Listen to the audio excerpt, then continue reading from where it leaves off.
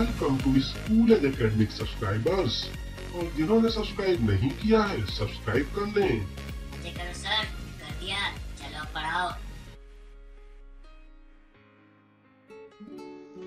Hello बच्चों, स्वागत है आपका अपने इतिहास की पाठशाला में। आज हम chapter number 4 in the earlier cities के कुछ और टॉपिक्स पढ़ेंगे। लास्ट क्लास में हमने हड़प्पा की कहानी पढ़ी, पर आज की कक्षा में हम देखेंगे कि हड़प्पन सिटीज में लाइफस्टाइल कैसा था। तो चलिए शुरू करते हैं आज के विषयों के साथ। तो पहला टॉपिक है life in the city, second new crafts in the city, third food for people in the cities. तो बच्चों अब देखते हैं कि शहर की लाइफ कैसे हुआ करती थी। बहुत बिजी हुआ करती थी, भागम दौड़ वाली थी, या फिर बहुत डल और बहुत शांत सी।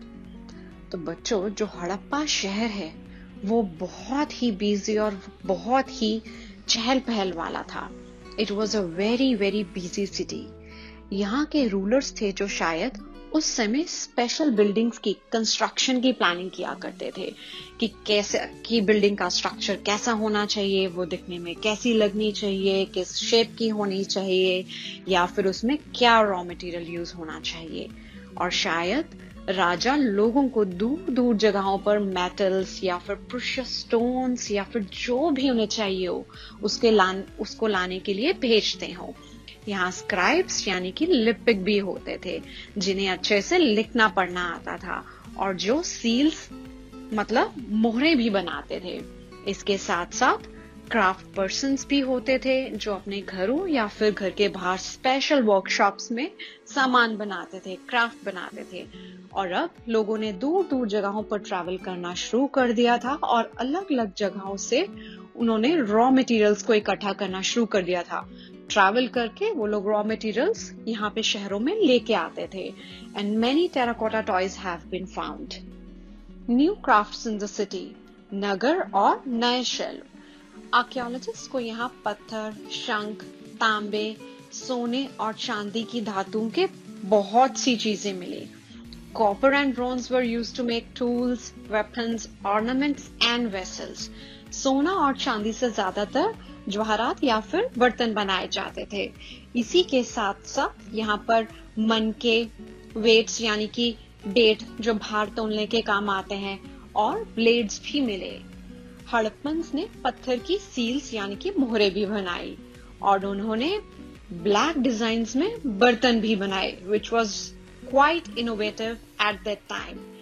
शायद कॉटन भी मेहरगढ़ में आज से लगभग 7000 वर्ष पहले उगाई गई थी।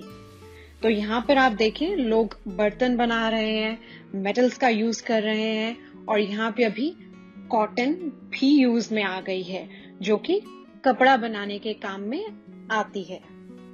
अब देखते हैं कि लोग खाते क्या थे। Food for people in the cities. लोग नगरों के अलावा गांव में भी रहते थे। वे अनाज उगाते थे और जानवरों को पालते थे। किसान और चरवाहे शहरों में रहने वाले रूलर्स, लेखकों, व्यापारी, क्राफ्टमैन या जो भी लोग रहा करते थे उन्हें खाने का सामान दिया करते थे। हमें बचे हुए पौधों के अवशेषों से पता चलता है कि हड़प्पन्स वीट, बार्ले, दालें, मटर, चावल, तिल और सरसों की फसलों को उगाते थे। और उस समय खेती के लिए एक नया टूल यूज होने लगा जिसे हम कहते हैं हल। A plow was used to dig the earth for turning the soil and planting these seeds। उस समय के हल शायद लकड़ी के बने हुआ करते थे, इसलिए वो इतने वर्षों तक टिक नहीं पाए।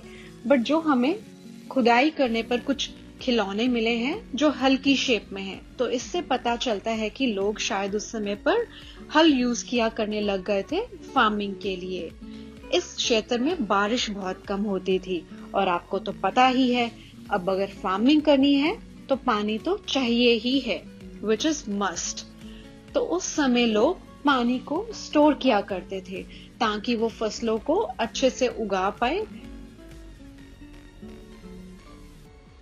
तो बच्चा लोग हमारी आज की क्लास होती है खत्म। मिलते हैं अगली क्लास में कुछ नए टॉपिक्स के साथ। तब तक के लिए पढ़ाई करते रहिएगा। Thank you.